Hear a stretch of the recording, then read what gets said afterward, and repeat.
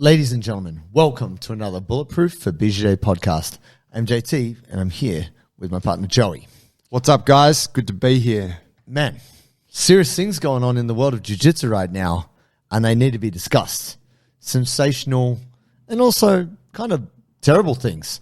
We're talking about the $46 million lawsuit that has just been won against a Jiu-Jitsu school. Del Mar Jiu-Jitsu Club, for the disability, the breaking of the neck of a student, and lots of different discussions swirling around the internet about what's going on with this. And so I had a look at it, and I spent probably a good hour going through different opinions, perspectives, and there's a few things that stood out to me, and I brought this up with Joe and said, what do you think about this? And Joe's like, I have equally Googled as much as you, dear sir, and I have a different perspective. And so it's... What could your perspective possibly be? How can you dare disagree with Tell us what happened. So the gentleman who, the victim, or the person who suffered the injury is Jack Grenier, or Grenier, as they're saying on the internet. His neck was broken during a rolling back take of sorts. He was rolling with Sinistro, Francisco Iturralde. I actually met Sinistro many years ago when he was a brown belt. I think he was a world champion. Actually, lovely guy. Joe was saying... Don't mind the nickname. It's terribly unfortunate, right? Like the Brazilian nicknames are a thing. They got some really cool ones. His just happens to translate to Sinister. And he's the guy, you know. He's a lovely guy.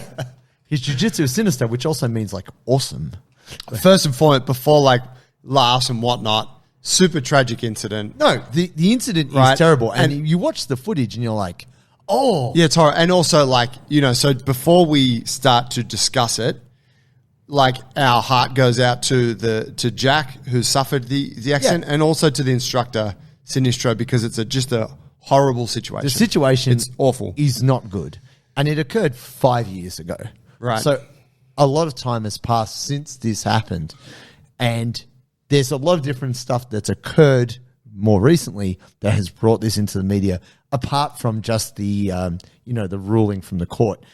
So, so just on that. So black belt instructor rolling with a student who was a white belt, but had some grappling experience. Yep. Goes for this rolling back take, results in the student breaking their neck and becoming a quadriplegic. Yes.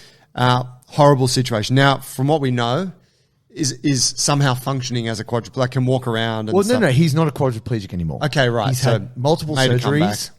He's gone through, he's got scarring.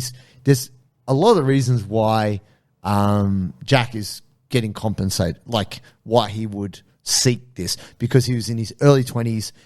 He just graduated. He was about to graduate. He's going to become a surf instructor. It's in America, so his family would have had to have paid, unless they had really good insurance. Yeah. They would have had to have paid for all this shit. A lot of money. Spinal surgeries. And he was a highly capable guy. He'd wrestled. He'd done jiu-jitsu for a number of years. He was expecting a full, healthy, good life in his 20s, in your prime. Yeah. Right? And he was denied that. But so then... as a result of this accident. Yeah.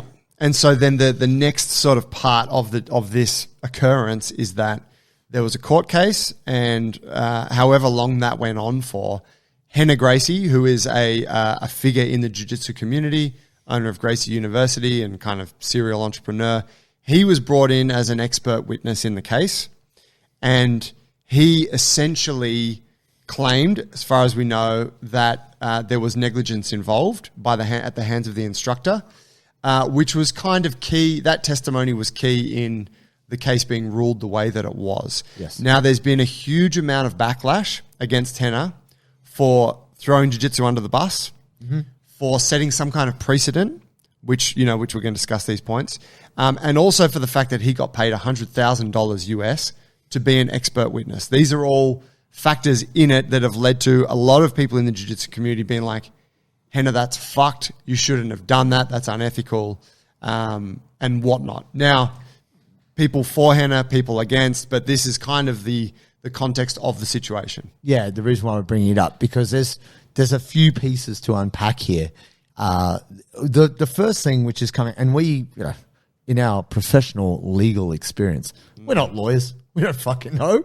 Like, we've all watched that. But we're black belts, so that, I mean, you're basically expert at like everything. Clearly. Yeah. No, I mean, God, fuck. How many times have we all watched? If you're aware of this, you've probably watched that footage.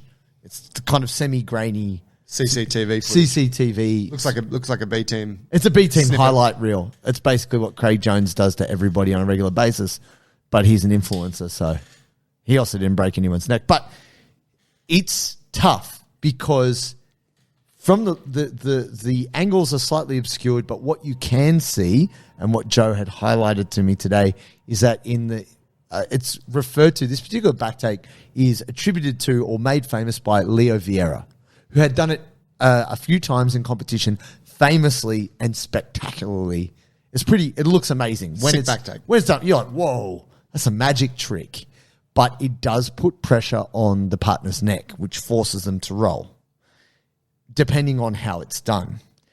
In this particular incident, Jack Grinner's arm is kind of restrained. He's like, so Sinistro has his arm overhooking his arm, can't put his arm there, and he kind of launches into it, which kind of elevates them, but then lands both their body weights on his head and his neck, which results in the injury. Now, I've watched it probably 10 times, a little bit more, because I'm like, what's going on here? Like, why did this fuck up so badly? Now, here's the thing, and you can't call this any way. It's not Jack's fault. It's just what happens.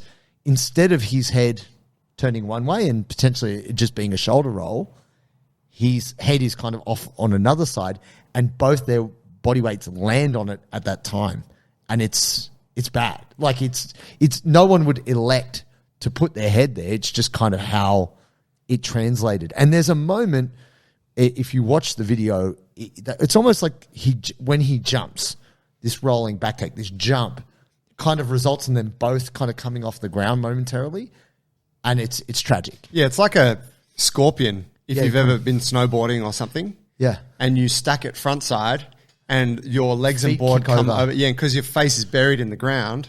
Yeah. You're up, but you can't flip because your face is in the ground. Yeah. Right? And so you spring back. And so, like, yeah, just to the mechanics of the back take are that you're supposed to, as the person who's applying it, use your shoulder pressure to force your opponent's head, like chin to chest. And then roll. Yeah, which initiates a flexion of their upper back so that you both roll into it. In the way that it played out in this case was that didn't happen, and it appears that his upper back was actually extended. So think face in the mat, still go for the rolling back take. Both of your body weights come up and over, but you just get sprung back to the floor because the neck is like stopping his that. head is actually on the side. It's like on the wrong side. Yeah. It's like doing a shoulder roll into your own head, which as opposed to clearing your head. Anyway, that to the side, the point of the case was to decide whether or not Sinistro was negligent. Like if he is the black belt instructor had done the wrong thing, duty of care, et cetera, et cetera. Now, things happen in jiu-jitsu. Like there's a famous case here in Australia of a black belt instructor being injured by his student. He was doing a private lesson. The student spiked him on his head and broke his neck, and he is now paralyzed. He is in a wheelchair. The jiu-jitsu is bad for your body. Let's be honest. Injury is part of the game, but having an injury that is then going to deny you being able to work, being able to study, being able to anything is terrible. Now, I'm not a lawyer, so I can't really speak on negligence, but what I can do as someone who's taught jiu-jitsu is it is your job as the instructor to make sure that everybody, leaves the mat, relatively unscathed. You get bumps, you get nicks, you get cuts. That's okay. Like we accept that as part of jiu-jitsu. But when it comes to broken bones, torn ligaments, bulged discs, it's pretty serious. And I think that the next part of this isn't just was Sinistro negligent. I actually can't say. I'd say that from a duty of care, well, maybe he didn't meet his duty of care because his student ended up with a broken neck. But the question is, was Sinistro thrown under the bus, and jiu-jitsu as a whole thrown under the bus by Renner Gracie by there being an insinuation or an implication that there was a degree of maliciousness there. That his intent was bad. Yeah. What was it his intention to injure the student? And, Renner Gracie is a political guy. He's like a politician. He's not going to kind of say the wrong thing. He's a salesman. He's very slick and good with that. And I feel like the jiu-jitsu community overall has been taking issue. I mean, obviously, there's nothing that's going to change the tragedy that is Jack Greener's accident. Broke his neck, wrecked his life. Or more than likely as well, like this tragic thing that's also happened to Sinistro, right? Yeah. Where he's found himself in this thing, assuming he didn't mean to do it. That's right. Right? Which you're pretty sure that no one would intend to do that. No. No matter how pissed off you got or, No. So, so the thing there is then, so the actual tragedy of the occurrence aside, because that we can all see, is this, I think for a lot of jiu-jitsu people, you see that, right? Or you hear this and you're like, fuck, that is a horrible accident. That is a true tragedy. No one would do that on purpose. And I think we all feel that, right? Yeah. What happened then was the fact that Renner was an expert witness in this case and got paid for it. And the ruling was guilty, right? Yep. Against that. From what I can tell, people are like, well, Renner obviously supported that the instructor was in the wrong, that the instructor did the wrong thing. Now, I can see how instantly that becomes super inflammatory because it's like, bro, shit goes down and it fucking doesn't, like, it's the nature of contact sports. Yeah. Like, it's not, and I feel that too. I haven't watched his testimony. All I watched was the 20-minute Instagram video, which is the first time I've ever watched a video over 15 seconds on Instagram. On the other night, I just listened to it while I was doing the dishes.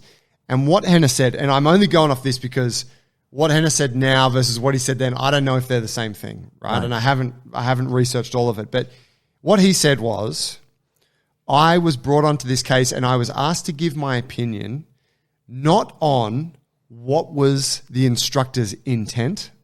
That was not what I was asked, but I was asked to talk about was negligence present. Negligence being you didn't apply the appropriate duty of care. You didn't provide the appropriate duty of care. Now, here's the thing with negligence, and this was a learning for me, and this was where I found that video of his quite influential, was that negligence does not imply that you're a bad person or you wanted to do a bad thing. Negligence just states there was a situation and due to the circumstances, somebody got hurt. It's separate from, what were you trying to do? Now, this is the thing, right? It's like if you're driving and he gave the example, I'm trying to think, but it's like if you're driving and something fucking happens in traffic and you hit someone and kill them, it's a horrible thing to happen to you, and you might have had the best intentions to be a great safe driver and been following all the rules, but potentially negligence was involved because you ran the person over. It's like, hey, there's a shit thing that happened. There was negligence and you were the person that, unfortunately. So I feel that's an important distinction to make. But here's the thing. It's not that clear cut. It's not actually that clear cut because here's the greater contention, and this is where a lot of the jiu-jitsu community is pushing back. Renner is dictating what he sees as should be industry standard. I'm the expert. This is jiu-jitsu according to me. Well, wait. No, this is what he said. Right. Like, I have it in front of me. It's part of his deposition that he's talking about. It is industry custom for beginners to have courses separate and apart from advanced practitioners. This is just Jiu-Jitsu University. Yeah, that's bullshit. Just because he sees it that way doesn't mean it is that way. This is what I see as being the bigger issue here. Not that there's any less problem, I'm not taking away from the tragedy of what has occurred. Is the jiu-jitsu instructor responsible for the health and well-being of their students? Yes. Does that mean that Sinistro was culpable or negligent? Possibly yes. But here's the thing. It sets a precedent. If Renner Gracie is writing the laws of jiu-jitsu as what is industry practice. It's kind of bullshit because there's plenty of incidents where, like plenty of classes where black belts roll with white belts, and that's fine. There's nothing wrong with that. But he's saying that according to, industry standards, beginners should complete an introductory course. Not all gyms can do that. Yeah. Do you know what I mean? Yeah, it's not an industry-wide standard by any means. But he's saying that I, as the expert, being paid $3,000 an hour for 42 hours, is this profiteering off a jiu-jitsu tragedy? That's what I'm saying. There's two big things here. One, is Renner Gracie not only kind of throwing Sinistro under the bus, but throwing the whole industry under the bus because not everyone runs their jiu-jitsu academy like him. But then also, dude then takes it on himself to say, well, at Jiu-Jitsu University, this is what we do. Free trial. Start this week. Call now. Like, fuck, dude. It's a bit horrid. Yeah. It's a bit gross. Like, there's compounding effects of what does this mean for the jiu-jitsu industry, and two, are you a piece of shit, Renner Gracie? Yeah. So let's go. Let's go into these sort of piece by piece. So one thing that surprised me watching the video, and this was on Renner, you can see this on his Instagram, is on that fucking long one where he's just sitting there talking to the camera. But they played an edited version of the footage whereby the arm of both the student and the instructor were painted different colors so that you could actually see more clearly, because it's kind of grainy footage, you could see more clearly the arm placement of the instructor as he goes for the back take. Now, this was a learning for me in this case, was that back take, as we know, and as Leo Vieira has described, I think there's footage of him talking to Bernardo about it on Fanatics, is done either with double underhooks or it's done with over-under, like a seatbelt. Yep. And each time you do it, like the technique works by using your body, your shoulder and head to push your opponent's head underneath them into their chest, which initiates the roll. The way that it played out in this case was that the instructor actually had more of a kind of body lock grip on the student and was kind of pinning the upper arm sort of at the elbow to his side. So instead of being like high, which is either double underhooks or with a seatbelt, he was kind of low on it. Now, that takes that arm out of action, and it also it puts him in a different position now. He doesn't have that high control on the upper back. He has like a low back mount kind of control, and he's gone for the sweep. He's gone for the back take. So when I saw that, I'm like, well, that seems like a really weird place to go for that back take. And again, I'm not implying that there was any malintent there. I'm just saying, fuck, that doesn't look like a good spot to hit such a technique from. Sure, but I think when we examine it, the way it's framed, or the way that Renner Gracie is talking about, he's talking about sports jiu-jitsu versus instructional sparring. And hang on, yeah, he's advanced and he shouldn't do these moves on beginners. We got to keep that stuff aside for now, though. Like, I'm just trying to talk, because there's let's get to Renner and what Renner's sales pitch that was woven into this thing. But and that's the thing. I'm seeing this subject as being all of Renner's this kind of is a flying armbar. Is a flying armbar a basic technique? Do you see white belts doing them? Yeah. How about leg locks? Are leg locks an advanced technique? Yeah, fuck yeah. Are there blue belts doing them? Yeah. Blue belts are trying to heel hook the shit out of me.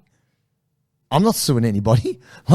What I'm saying is jiu-jitsu, the difficulty is this, in terms of us being able to try and go, what is beginner? What is advanced? Blah, blah, blah. He was an experienced competitor. This guy was a new white belt. He wasn't new. He was experienced. That's to the side. I think we need to put the fact that he's a black belt, he's a white belt aside. A major catastrophic injury occurred at jiu-jitsu. This isn't the first time. But it's in the media, right? Yeah. It's a media story.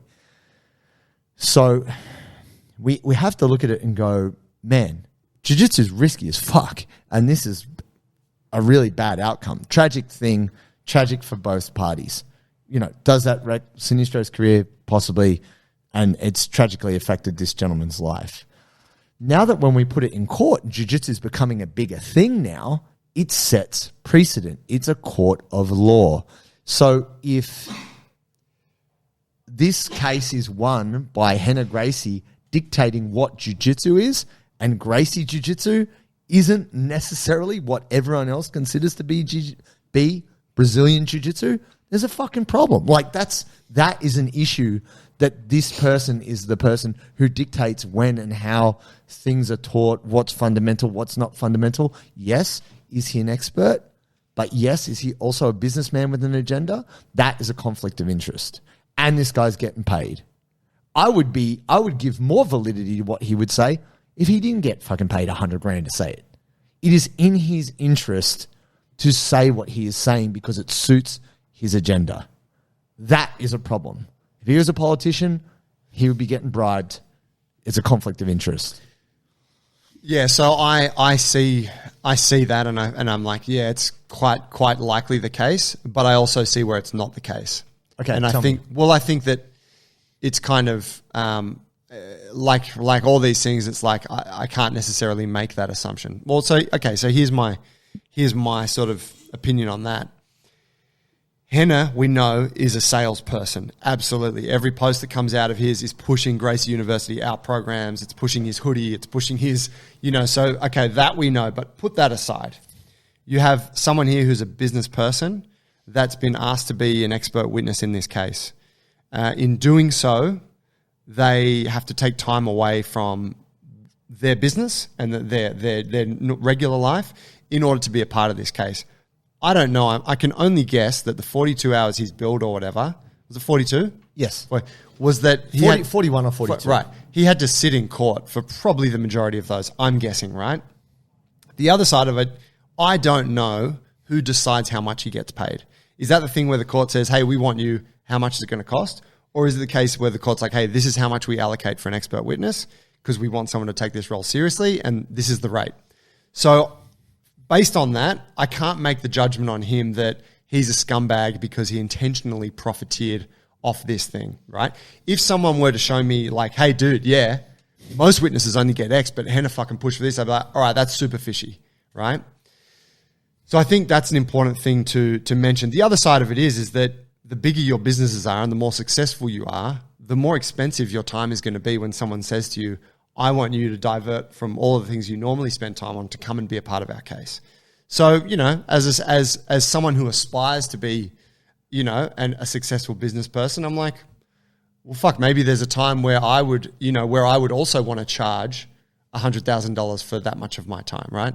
It's not going to be there for a while, guys. But you know what I mean? He's close. Yeah. It's like thinking about it. It's like, I could make a couple of Instagram videos and do a couple of YouTube videos, which are going to push my revenue. Or I could come sit in your case. All right, well, this is how much I want. Sure. Right? So I see that exchange. But then there. I'll just use my court deposition to promote my Instagram and my online program. Hey, guys, if you wanted a stronger neck so your neck wouldn't get broken, Bulletproof, Immortal Neck Program, out now.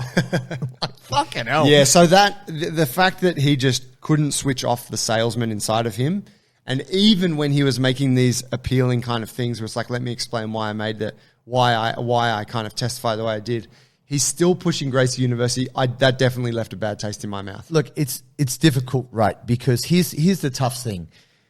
The pushback in the community has been not just that he's a lecherous money-making machine. Like, I don't really care about Renner Gracie or Jiu-Jitsu University. I don't care that he was given blue belts out over the internet. Like, it doesn't mean anything to me. Bullshit. He fucking cares. You fucking care, bro. Yeah. Hi, I mean, how you do anything is how you do everything. Who cares about integrity?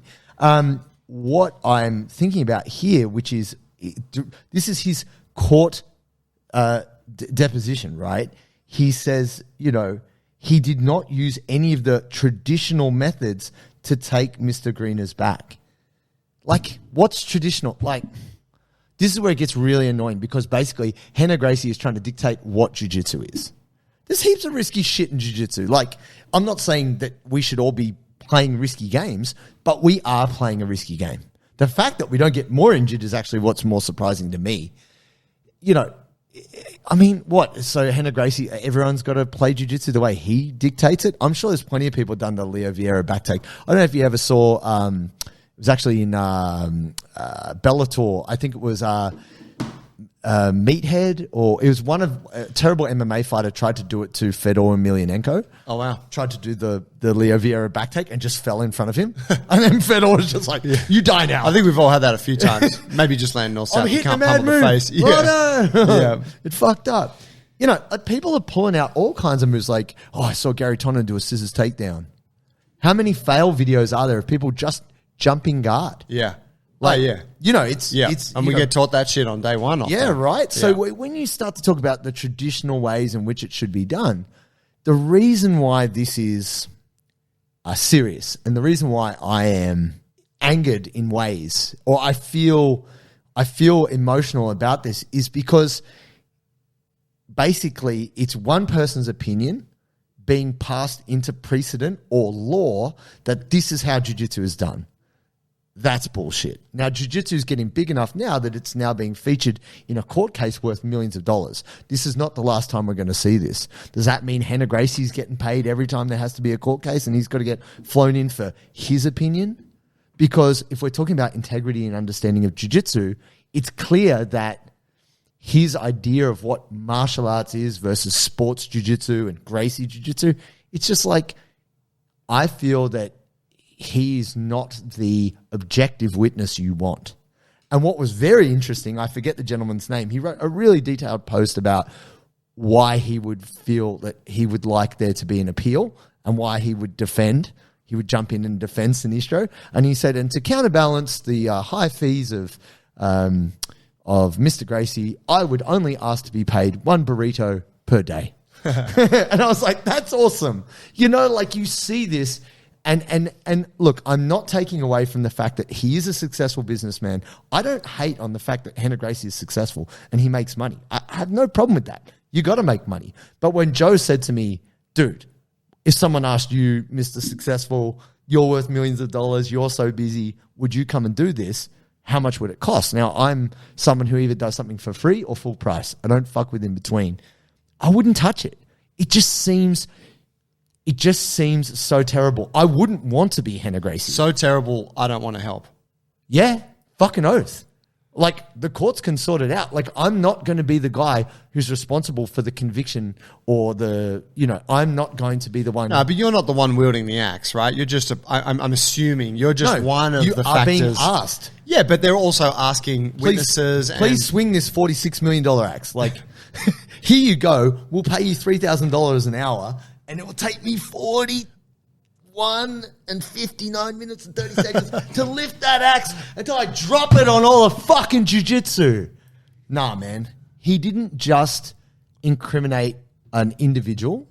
He has kind of put the whole culture on a tightrope because he says, here's how jiu-jitsu is done. And that is broadly not how it is done. Okay, so let me play devil's advocate to that Please, point. do it. I see the horns. So let's say that's the case. He's put the whole of jiu-jitsu onto a tightrope and he's set this precedent and he's stated, he's implied or maybe explicitly stated that there are standards and codes of conduct and ways that jiu-jitsu is done, which we're like, no, they're not. Maybe in your gym, but most not. But is that a good thing for a sport that is inherently cowboyish and dangerous? I think it would take a lot more organization. Like, we still, jiu-jitsu is still kind of the Wild West in a lot of ways. Could there be more norms and more regulation?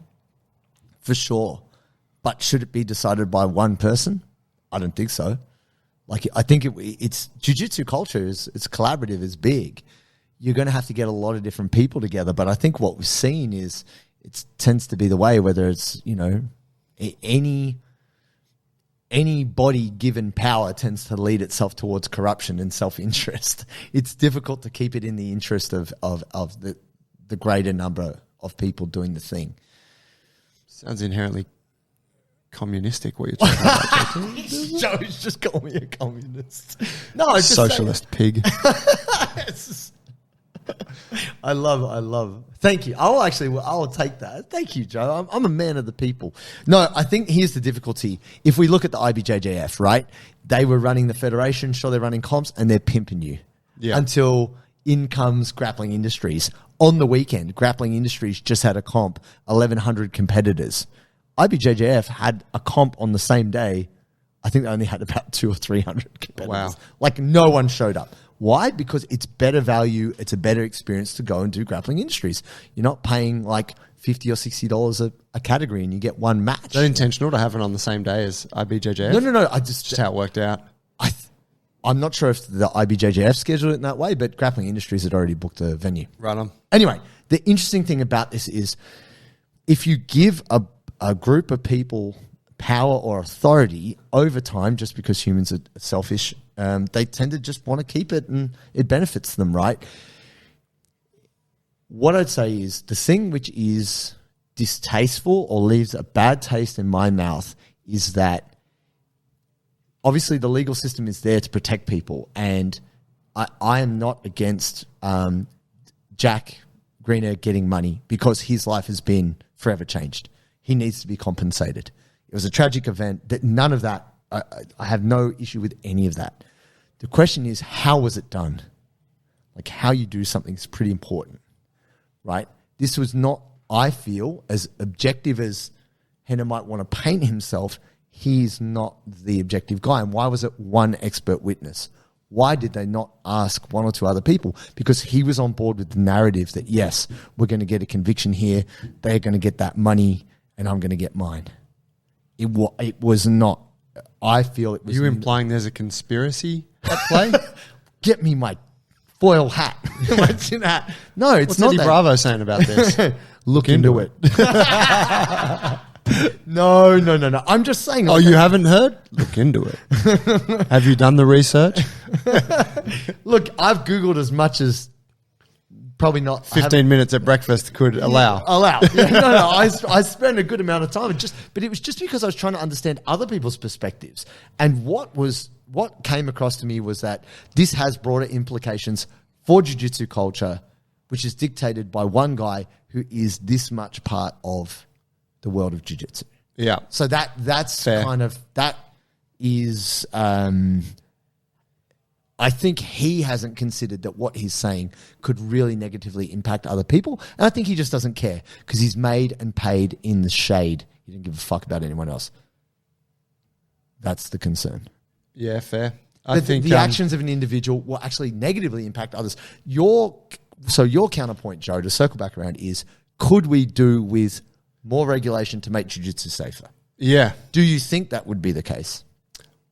Well, yeah, I think generally speaking, that would be a good thing. Like industry standards? Yeah, of sorts, right? And, like say the thing about jumping closed guard and leg scissors and Well, it's stuff. actually illegal to jump. I didn't even know Yeah, this. it is now, right? It's illegal to jump closed guard at white belt. But that was only kind of like 5 years ago or whatever. Sure. Like, so, there's a lag and like Kani Basami, the leg scissor, it's like, I'm sure that's illegal too at white belt, but we're slow, right? Because jiu-jitsu is so It's young. still young. Yeah, absolutely. So, yeah, it would benefit, I think, from being more systemized in those ways.